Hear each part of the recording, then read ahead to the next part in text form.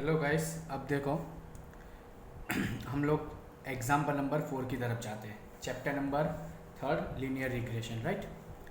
अब देखो यहाँ पर एग्जाम्पल नंबर 4 में क्या बोला है। In order to determine the relationship between monthly income and monthly expenditure, right, of a people of a group, a sample of 7 person is taken from that group and the following information is obtained। देखो ये monthly income है ना, इसको हम assume कर लेते हैं x और मंथली एक्सपेंडिचर को y। क्लियर। और यहाँ पर क्या लिखा हुआ है, obtain the regression line of monthly expenditure. Monthly expenditure क्या था आपका y, ये मंथली एक्सपेंडिचर क्या है y, है ना, ऑन मंथली इनकम, और मंथली इनकम आपकी क्या थी x। तो देखा regression line of y on x बोला है, क्या बोला है, regression line y on x, यानी आपको पहले तो क्या फाइंड करना है y cap. If person of a group has monthly income of ₹75,000। अब देखो यहाँ पर क्या लिखा हुआ है कि मंथली इनकम एक पर्सन की क्या है 75,000 है। अब देखो 75,000 दिया हुआ है और मंथली इनकम आपकी देखो यहाँ 1000 में दी हुई है। इसका मतलब ये 1000 क्या है, यूनिट है। 1000 क्या है आपकी यूनिट है, यानी आपको x की वैल्यू लेने की सिर्फ 75। देखो x की वैल्यू 75,000 मत ले लेना, ये 1000 एक यूनिट है यहाँ पर। वो आपको कैसे पता चलेगा, यहाँ पर ब्रैकेट में लिखा होगा, राइट। तो यानी आपका x इज इक्वल टू क्या हो जाएगा 75। तो किसका एस्टिमेट फाइंड करना है, फाइंड मंथली एक्सपेंडिचर, यानी x 75 दिया हो तो y ढूंढना है। फर्स्ट क्वेश्चन आपका क्या है, रिग्रेशन लाइन फाइंड करनी है, और दूसरा x इज इक्वल टू 75 हो ना तो y की वैल्यू फाइंड करनी है। क्लियर। तो यहाँ पर समझ में आ गया। चलो सबसे पहले आपको लीनियर रिग्रेशन का सम हो और आपको रिग्रेशन लाइन फाइंड करने को बोली हो, सबसे पहले आपको x और y का टोटल कर देना है। देखो यहाँ पर x और y यहाँ पर इस तरह से लिख दिया हुआ है, दिख रहा है ये x और ये y। x का टोटल कितना है 461, y का टोटल कितना है 387। तो देखो यहाँ पर x बार फाइंड किया इन्होंने, x बार क्या मिला 65.86 और y बार क्या मिला 55.29, राइट। यानी यहाँ पर हम लोग एक चीज़ नोट करें तो सर x बार और y बार दोनों का आंसर क्या है, डेसिमल में है, इंटीजर में नहीं है। तो यानी यहाँ पर x माइनस एक्स बार y माइनस वाई बार वाली मेथड कैंसिल। दूसरी बात हम गौर करें तो x की वैल्यू 30 से अप है, मतलब सब 64 का स्क्वायर करने जाएंगे, ये सब मल्टीप्लाई, तो बहुत कन्फ्यूजन हो जाएगी, बहुत कैलकुलेशन कॉम्प्लेक्स हो जाएगी। तो अब हमारे पास तीसरी मेथड कौन सी रह रही है, u और v वाली मेथड। तो चलो u और v वाली आपने सेकेंड चैप्टर में किया ही हुआ है, बस याद रखना। जैसे इसमें वाई स्क्वायर आगे नहीं फाइंड किया था हमने आगे के इलेस्ट्रेशन में, वन फर्स्ट सेकंड थर्ड में, इधर हम वी स्क्वायर फाइंड नहीं करेंगे, राइट, क्योंकि वाई का शॉर्ट फॉर्म वी होता है ना, तो वी स्क्वायर फाइंड नहीं करेंगे बस। लेकिन आपको u फाइंड करना है, v फाइंड करना है, फिर इसका मल्टीप्लाई uv फाइंड करना है और u स्क्वायर फाइंड करना है। देखो यहाँ सम में आपको वी स्क्वायर की ज़रूरत नहीं पड़ेगी, राइट। तो अब देखो इन लोगों ने u फाइंड करने के लिए, देखो पहले तो हम लोग पहले चेक करते हैं कि क्या कोई एक ऐसा नंबर है जिससे सारे नंबर डिवाइड हो रहे हैं, नहीं। तो चलो अच्छी बात है, तो डायरेक्ट कोई भी वैल्यू इन्होंने 65 ले ली है, क्योंकि मिनिमम वैल्यू और मैक्सिमम वैल्यू के बीच में कुछ 65 समथिंग ले लो, आप कोई भी ले सकते हो, 68 भी ले सकते हो, 70 भी ले सकते हो, कोई फर्क नहीं पड़ता, आंसर सेम आएगा आपका। पर अभी फिलहाल इन्होंने 65 लिया हुआ है, तो सबको 65 में से माइनस कर दिया तो u मिल गया। फिर v में इन्होंने 55 लिया हुआ है, तो सबको 55 में, मतलब सब में से हमने 55 माइनस किया तो v मिल गया। फिर इन दोनों का मल्टीप्लाई uv आ जाएगा और ये u का स्क्वायर क्या हो जाएगा u स्क्वायर। याद रखना है यहाँ v स्क्वायर की ज़रूरत नहीं है, क्योंकि देखो यहाँ पर, चलो अब हम सबसे पहले b फाइंड करते हैं, राइट।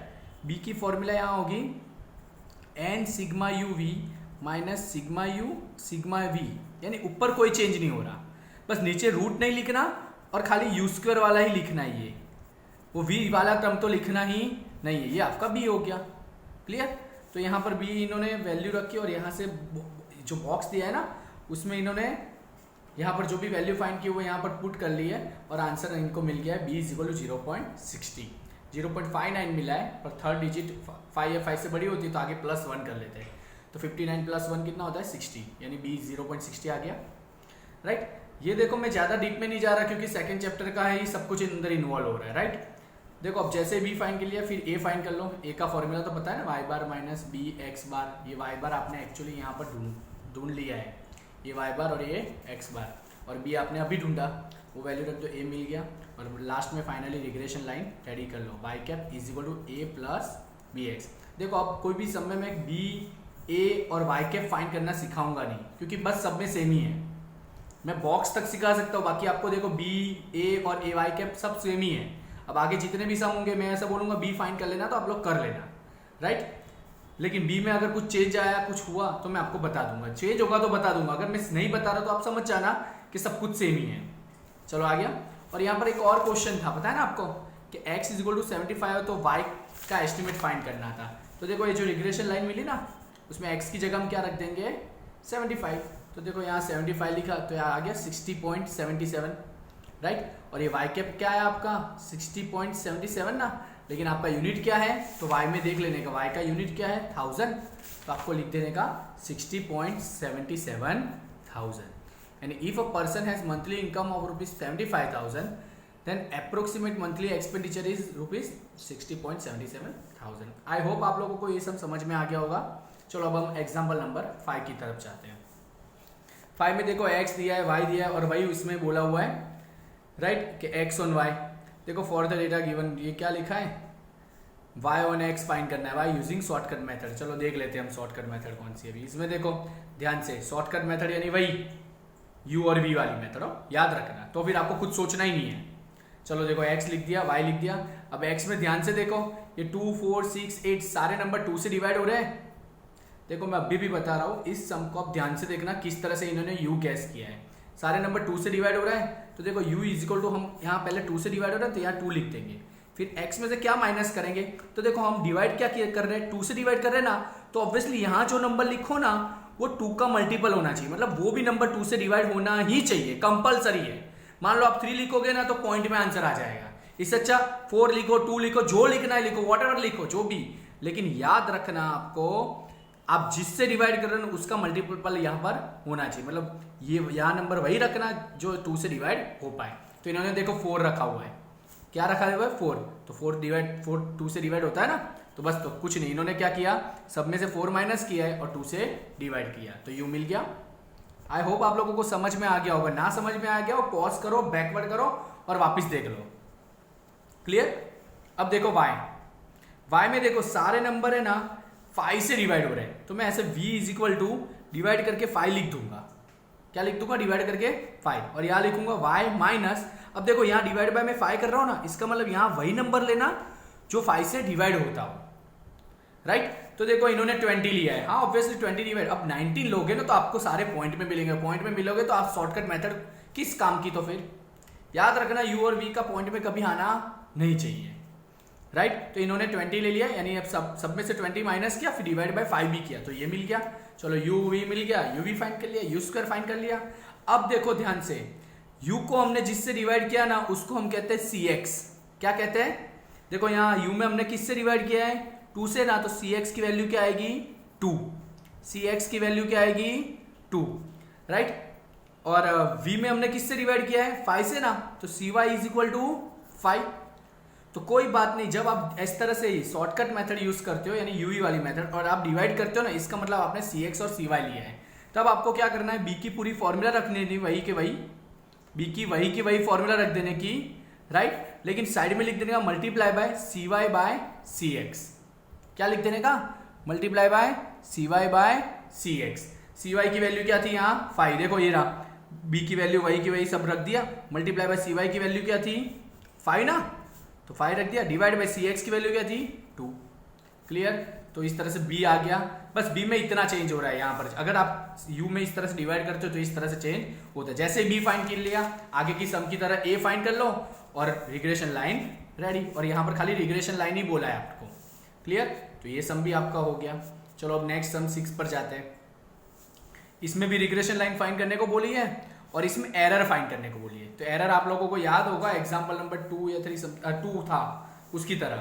तो कुछ नहीं, पहले रिग्रेशन लाइन फाइंड कर लेते। रिग्रेशन लाइन के लिए हमको पहले बॉक्स बनाना पड़ेगा। ये x लिख दिया, y लिख दिया, x की वैल्यू देख लेना पॉइंट में, x बार की वैल्यू पॉइंट में आ रही है, y बार की पॉइंट में, यानी हमारे पास ऑप्शन यही बच रहा है यूवी वाली मेथड। अच्छा, मैं बार बार नहीं बोलूंगा ना कौन सी मेथड मैं कब यूज कर रहा हूँ, क्योंकि ऑलरेडी कितनी बार रिपीट कर चुका हूँ। क्लियर। अब देखो सबसे पहले u इन्होंने, देखो यहाँ पर ध्यान से देखोगे तो x की सारी वैल्यू 10 से नहीं पर 5 से डिवाइड हो रही है। तो पहले हम देखो इस तरह से लिखेंगे u इज इक्वल टू ऐसे 5 लिख दो यहाँ पे, और यहाँ x माइनस, अब आपको देखो डिवाइड बाय 5 किया है तो यहाँ पर वही वैल्यू गैस करना जो 5 के टेबल में आता हो। तो इन्होंने 95 किया है, देखो आप 95 भी कर सकते हो, 100 भी कर सकते हो, 105 भी कर सकते हो, बट ऐसी करो जो 5 के टेबल में आती हो। तो चलो इनका u मिल गया। अब y में देखो, y में एक चीज नोट करोगे तो यहाँ पर ऐसा कुछ है ही नहीं कि किसी से डिवाइड हो रहा है, तो देखो इन्होंने डिवाइड नहीं किया है, इसका मतलब आपको cx मिला पर cy मिला नहीं है, और cy ना मिले तो cy इज इक्वल टू, देखो यानी cx इज इक्वल टू क्या हो गया आपका 5, और cy इज इक्वल टू नहीं है ना इधर, तो नीचे कुछ नहीं हो तो क्या समझने का 1। क्लियर। और इस तरह से आप सम कर लो यहाँ पर, ये b की देखो b का फॉर्मूला वही है cy बाई cx, खाली एक्स्ट्रा क्या लिखा हुआ है multiply by cy by cx, right. देखो यहाँ cy की वैल्यू क्या ली है 1 ली है, लिए ना, और cx की वैल्यू क्या ली है 5 ली है, और b मिल जाएगा, फिर a मिल जाएगा, फिर रिग्रेशन लाइन रेडी। अब देखो एरर फाइंड करना है ना, तब आपको क्या बोला है, देखो also find the error in estimate when IQ is 100। अब देखो IQ नहीं x ना, तो x 100 हो, तो चलो रिग्रेशन लाइन में जहां x है ना, जहां x है वहां 100, सॉरी रिग्रेशन लाइन क्या है यहाँ पर x है ना, तो देखते चलो x देख लेते हैं इधर। देखो ध्यान से यहाँ पर पहले लिखते हैं obtain the regression line of y1x estimate the marks of student. देखो पहले इन्होंने ये बोला है कि एस्टिमेट ढूंढना है, राइट। जब IQ इज क्या 120, यानी x की वैल्यू 120 ले लो तो आपको जो मिलेगा y वो आपका क्या हो गया एस्टिमेट ऑफ y मिल गया।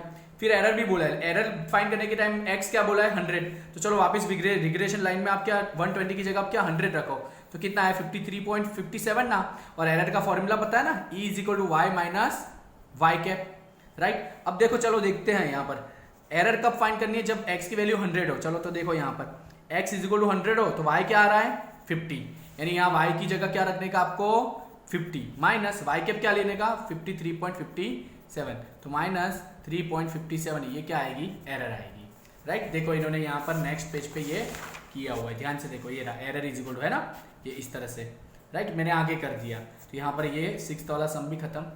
अब देखो example number 7, from the data and calculation of illustration 12। अब देखो इलस्ट्रेशन 12 लेना है, right, of the chapter of linear correlation, obtain the regression line of profit on the sales and estimate the profit when the sales is 3 crore. तो देखो अब यहाँ पर क्या बोला हुआ है, आपको चैप्टर इलस्ट्रेशन नंबर 12 लेना है, और वो भी लिनियर कोरिलेशन का। अब लिनियर कोरिलेशन यानी सेकेंड चैप्टर था आपका, अब उसका इलस्ट्रेशन नंबर 12 पे जाते हम। तो देखो यहाँ पर ये रहा 12, यानी 12 आपने किया ही हुआ है, पहले भी क्या किया हुआ है, देख रहे हो ना। तो उसमें आप लोगों ने देखो सब u v सब फाइंड किया है, लेकिन अभी इसमें देखो u में आपने क्या किया था 10 को मल्टीप्लाई किया था, क्या किया था 10 को मल्टीप्लाई, यानी आप यहाँ पर cx इज इक्वल टू क्या लोगे पता है 10 नहीं 1/10 लोगे, क्योंकि आपने मल्टीप्लाई किया है, याद रखना।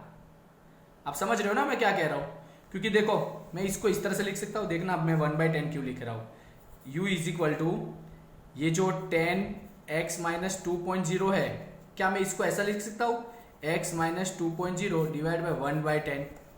हाँ सर ये 10 ऊपर जाएगा तो यही का तो यही हो जाएगा ना, इसलिए आपका cx क्या आया 1/10। तो देखो अब ये वाला सम, उसमें देखो cx इज इक्वल टू क्या है 1/10 ना, 1/10 यानी क्या होता है, देखो cx इज इक्वल टू 1/10 यानी 0.1, तो देखो ये रहा 0.1, और cy इज इक्वल टू 100, वो तो यहाँ पर लिखा ही हुआ है, क्लियर समझ रहे हो। और बाद में आप लोग वैल्यू रख के वही जो इलस्ट्रेशन नंबर 12 है, देखो b फाइंड कर लेना, a फाइंड कर लेना, याद रखना जब ये cy और cx दिया हो तो ये फॉर्मूला में यूज करना, क्लियर।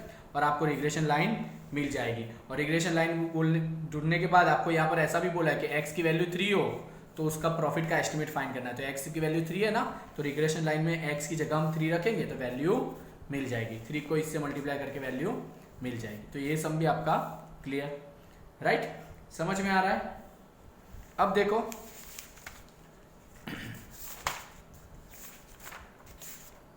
अब मैं यहां तक रहने दे रहा हूं, दूसरा जो चालू होगा वो मैं नेक्स्ट लेक्चर में बता दूंगा।